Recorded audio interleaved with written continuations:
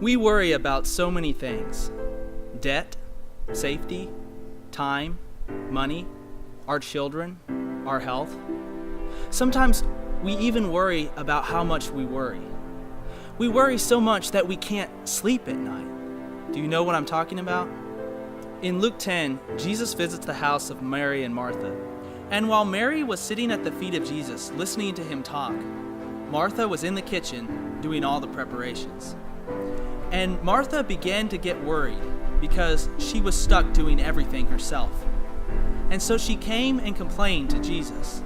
Verse 40 says, "She came up to him and said, 'Lord, do you not care that my sister has left me to do all the serving alone? Then tell her to help me.' But the Lord answered and said to her, 'Martha, Martha, you are worried and bothered about so many things, but only one thing is necessary. For Mary has chosen the good part, which shall not be taken away from her.'" Jesus tells Martha, only one thing is necessary. When we are overcome with worry, we have done what Martha did. We've forgotten the one thing, sitting at the feet of Jesus. But we so often put our trust in other things that when they don't work out the way we want them to, we start to worry. And we become afraid because we're so focused on our own agenda. And when something gets off track, we can't handle it because we've lost control. But the real problem is not that we've lost control, but that we have forgotten that we were never meant to be in control in the first place. In John 14:1, Jesus says, "Do not let your heart be troubled.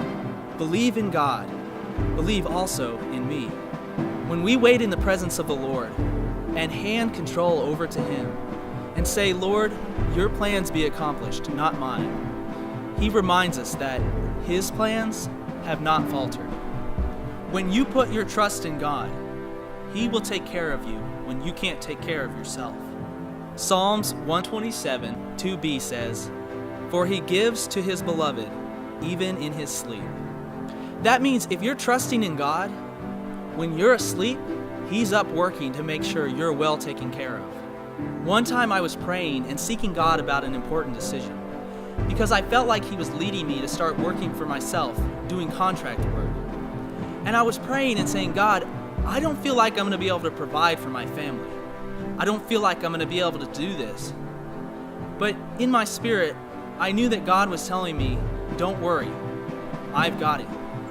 And so I got down on my knees and I said, "God, you're in control. You're our provider. I'm going to trust you with this." And the very next day after I said that, I got a phone call with someone offering enough contract work to keep me going. And I knew that it wasn't anything that I had done. It was God. Another time, I found myself burdened by the amount of work that I was having to do. I was working late hours because I was worried that if I didn't work enough, I wouldn't be able to provide for my family. And so I came before God and said, "God, I'm tired. I'm working all the time. I don't know what to do." And God said to me, "Stop working. I've got it." And I said, "Stop working. I can't do that or else there won't be enough. I won't be able to provide." But God again said, "Stop working. I've got it." And so I took off work an hour early that day. And as soon as I took work off, I went outside and I checked the mail. And in the mailbox was a random check for $500 that I could never have predicted. And I knew that it was God that was providing for us. I'm not telling you that God doesn't want you to work. I'm telling you He doesn't want you to worry. Jesus reminds us of the most important thing. And if you will begin to seek this one thing first, you will see your problems from His perspective and not your own.